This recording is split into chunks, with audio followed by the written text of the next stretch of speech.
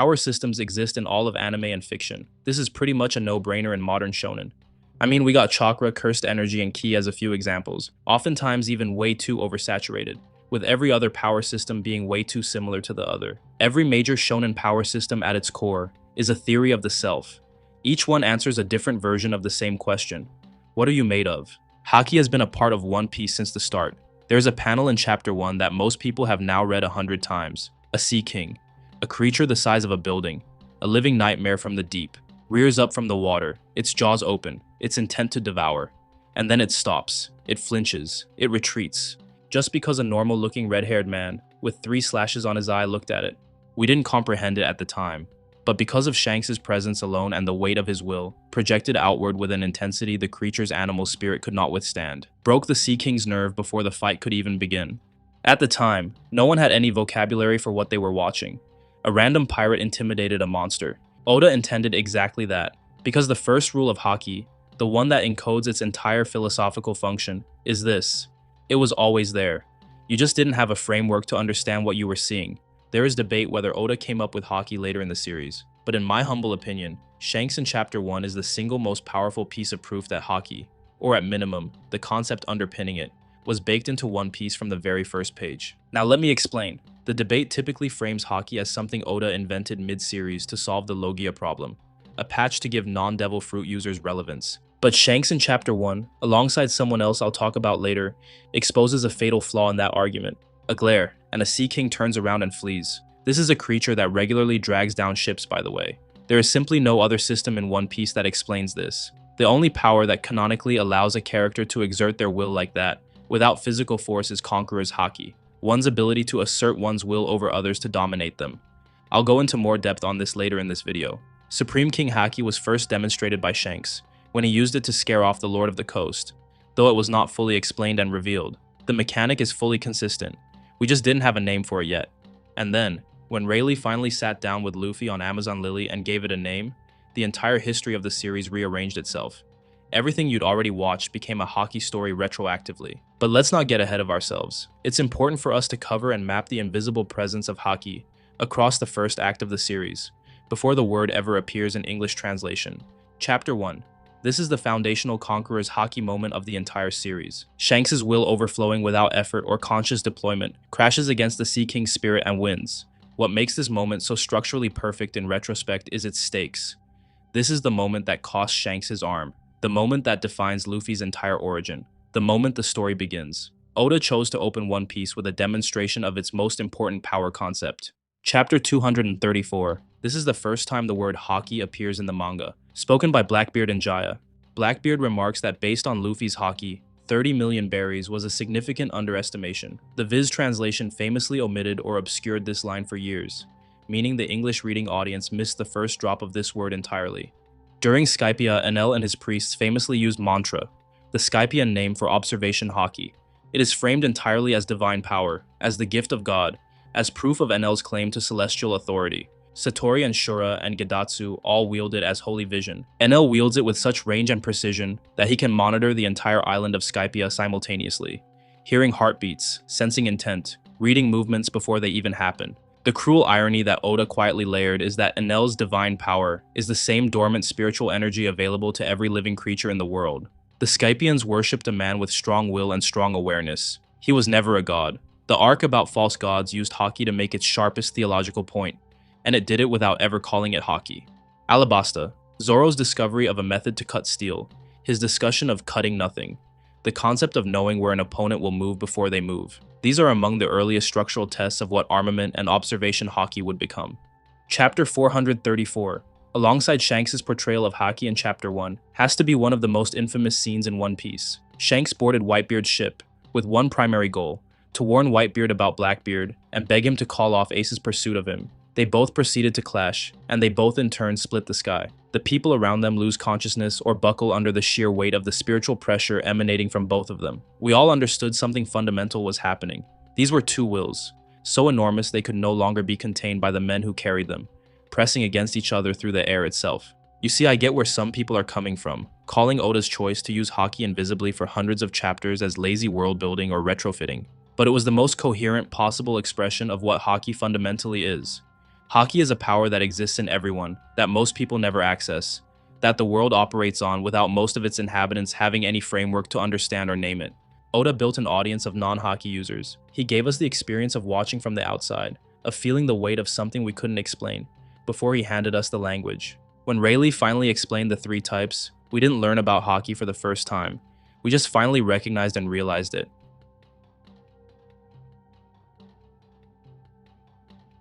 Observation Haki, or the will to see truth. This is the most common form, and the most philosophically underrated. At its basic level, it functions as extrasensory perception, the ability to sense the presence, strength, emotional state, and intent of others in the user's vicinity. It cannot be deceived by visual tricks or blind angles, because it is not looking with eyes. It is looking with will, sensing the energy that emanates from any living thing that carries intent. The advanced application, future sight, is where the philosophy becomes explicit. Future sight is not mystical clairvoyance. It is the logical extreme of what observation Haki already does. If you can read another person's intent, emotions, and spiritual energy with sufficient precision, you can extrapolate what they will do before they decide to do it. You are not seeing the future. You are reading the present so completely that the future becomes legible. Katakuri is the most refined practitioner shown in the series, able to see not just seconds, but minutes ahead under the right conditions. His future sight is so acute it becomes a liability. A man who has spent his entire life seeing other people's moves, other people's judgments, other people's contempt, before they've even formed the thought. He cannot be surprised. He also cannot be ignorant of anything painful. If I were to boil this down completely, it would be this. Observation is the will to see clearly. In a series populated by characters who lie to themselves, who have constructed elaborate personal mythologies to survive their own grief, their own guilt, their own trauma, the capacity to read truth directly from the spirit of another person is a kind of rare courage. Notice which characters in One Piece have the sharpest observation Haki. Shanks, whose emotional clarity and self-knowledge are presented as near absolute. Katakuri, who finally breaks through his own observation ceiling only when he allows himself to be seen, when he accepts the one thing his perfect foresight had always helped him avoid: vulnerability. Luffy, whose observation Haki is not precision-based, but emotion-based. He reads feelings rather than positions, which is why he can sometimes perceive things even more accurate future sight users miss. There is a connection here to the recurring theme in One Piece, which is people who mistake performance for reality. An example here are the Skypians who mistook Enel's mantra for divinity, or the Marines who mistake institutional authority for justice. Observation Haki cuts through the performance. It goes directly to what is actually there. Oda built a power system where seeing clearly is the foundational skill, because seeing clearly is the foundational challenge of his entire narrative. Armament Haki, or Ryu, the will to protect. Armament Haki manifests as an invisible spiritual armor, coating the user's body or weapons. It hardens them for attack and defense. It allows them to physically strike beings who would otherwise be intangible. Logia users who can disperse their bodies into elements like smoke or ice or magma are normally untouchable by physical force. Armament Haki bypasses this entirely. Roger said it himself. Armament is a power that does not yield to devil fruits. So it's not a counter system. It's a power that does not yield. Armament does not cancel the supernatural. It simply refuses to acknowledge the supernatural's right to be exempt from consequence. Hyogoro of the Flower. The legendary Yakuza boss Luffy meets in Udon prison, teaches Luffy not the hardened coating form of armament most people use, but its flowing penetrating counterpart. Ryuo, or flowing cherry blossom, does not coat the body. It flows outward from the body, projecting Haki beyond the surface, through the air, into whatever the user contacts, and destroying from within. This is how Luffy damages Kaido, without needing to break through Kaido's scales from the outside. He flows through the outside entirely. The distinction between basic armament and advanced armament links directly onto one of One Piece's deepest arguments about the nature of strength. Basic strength builds a wall. It resists and endures. Advanced strength is a current. It moves through obstacles rather than breaking them down. Conqueror's Haki, the will that cannot be owned. Now things are getting exciting. Conqueror's Haki is the rarest form. 1 in a million people is the figure the series gives. And even that may be generous when you look at how few confirmed users the series has shown across its 3-decade run. It cannot be trained in the conventional sense. It is not attainable through sheer effort or accumulated technique. It belongs only to those born with the quality of a king. A will so total, so undeniable, so entirely its own, that it does not stay inside the person who carries it. It overflows. It presses outward into the world and tests the will of every spirit nearby. At its basic manifestation, Conqueror's Haki knocks out those whose spirit cannot withstand the pressure of a dominant will forced against theirs, and the weaker one simply goes offline. Two Conquerors users clashing gives us the series' most iconic visual phenomenon. The sky splits under the friction of two incompatible wills refusing to concede. It is probably the most honest visual metaphor. When two wills clash, at sufficient magnitude, even the weather breaks. We find out about advanced Conquerors in Wano, the ability to coat the body and weapons with Conqueror's haki, the way armament coats them. Kaido states explicitly that only the greatest pirates can do this. It is the difference between cutting someone with a blade and cutting someone with the force of absolute authority. Zoro's scar on Kaido is delivered with Conqueror's coating during his nine-sword style Ashura. Kaido himself confirms it, asking if Zoro too carries this quality. Zoro, who didn't even know the word, had been leaking his Conqueror's haki into his strongest attacks without understanding what it was. Observation killing completes the logical architecture of the system. It's the ability to use Conqueror's haki to kill the future sight of opponents, to make yourself completely unreadable. This closes a loop that the entire system had been building toward. While some still debate whether this is canon, this was confirmed in connection to Shanks. Observation haki is the will to see truth. Conqueror's haki, at its absolute ceiling, is the will so total that it becomes its own truth, one that cannot be perceived from the outside. Shanks, who has spent the entire series as an unknowable presence, whose intentions remain opaque, who cannot be anticipated by anyone, possesses the ability to literally be unreadable to anyone who tries. The power and the person are literally identical. Conqueror's haki does not boil down to just power. It is authority. The series has done a great job distinguishing between strength, which can be trained, refined, earned through suffering and work, and kingship, which cannot be manufactured. Every confirmed Conqueror's user in One Piece shares one characteristic that is not raw combat power. It is refusal. At the defining moment of their lives, the moment that shaped who they became, every single one of them looked at a force that would have diminished them and said no. So what do all of these mean, you may be thinking? The word itself is the argument.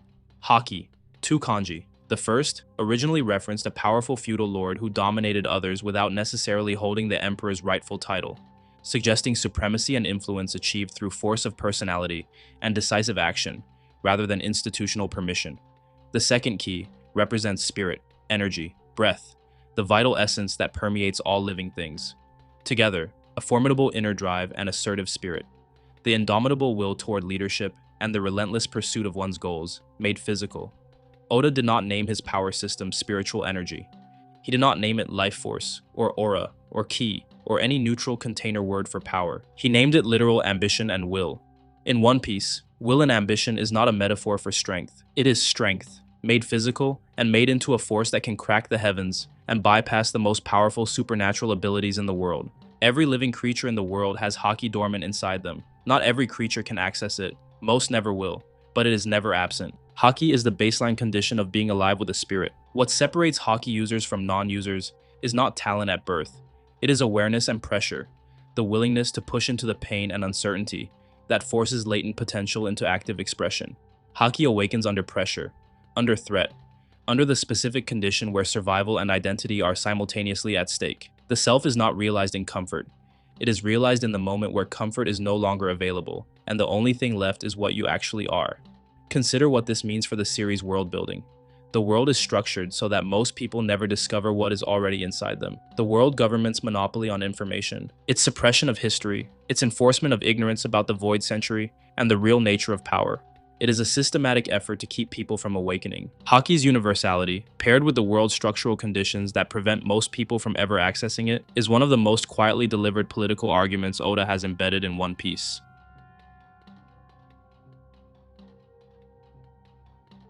One of the deepest themes of One Piece is the passing of wills across generations. The will of D, Roger's dream transmitted to Luffy, Whitebeard's love for his children transmitted across his dying breath, Oden's will carried forward by the Akazaya 9 20 years after his death. Haki as willpower is not just adjacent to this theme, it is the physical system that makes the theme mechanically real.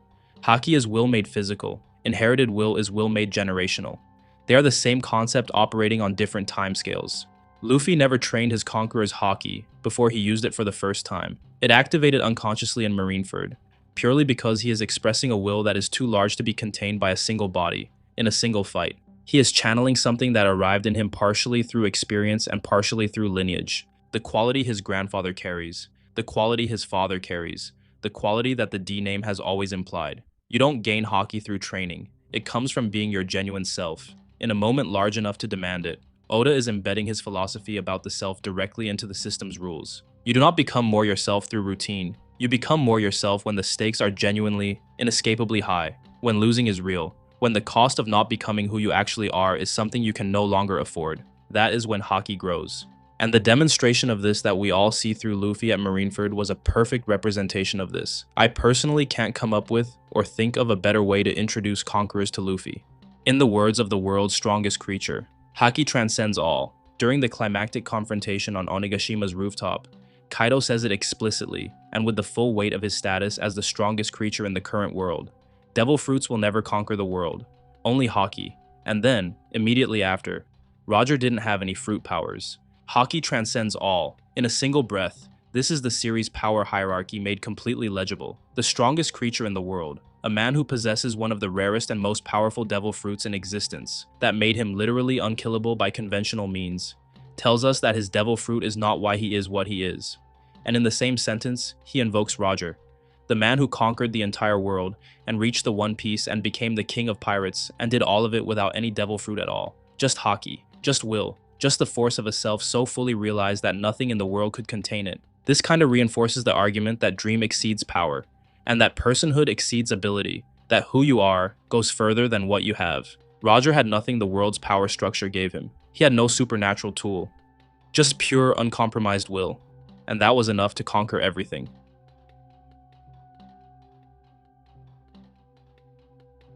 From Romance Dawn through Jaya, haki is present but unnamed. We absorbed its effects without a framework. To Mantra being introduced in Skypia as a form of observation haki. Then Rayleigh gives the real explanation. 3 types and their names. And importantly, the statement that every living being possesses haki dormant within them. This is basically where we were handed the vocabulary to retroactively reread everything we've already watched and read. Then all of a sudden, post-time skip haki becomes the defining variable in every major confrontation. The sequence of this development of haki mirrors Luffy's own development with perfect precision. Luffy did not simply sit in a training chamber for 10 episodes and master a new system. He grew into it over the course of the entire series, each upgrade arriving precisely when his circumstances demanded it, and his character had genuinely earned it. My point with this video is that haki is a character expression. The profile of a character's haki, from what type they have, how they wield it, is not separable from who they fundamentally are. Luffy's haki profile is almost absurdly coherent with his personality. His observation haki is emotion sensing. He reads feelings. He reads the spirit of the person, not the surface of their body. This is why Luffy sometimes seems to know things about people that more technically precise observation users miss. His Conqueror's haki activates for the first time unconsciously, in Marineford, in a moment of pure protective instinct. His armament breakthrough requires him to stop clenching, to stop hardening, to flow instead of fortify. This is an overlooked metaphor the series has offered for Luffy's fighting philosophy. Luffy does not resist in combat or life. He is always present, fluid, and joyful. His Gear 5 Conqueror's coding is the final expression of a will so total it has rewritten the rules of what the world considers possible. Charlotte Katakuri is probably the most refined Future Sight user shown in the series, able to see seconds to minutes ahead in battle, with precision acute enough that in the opening stages of his fight with Luffy, he is simply untouchable. But here is what makes Katakuri's haki potentially one of the most psychologically complex. His Future Sight, for most of his life, has been turned outward.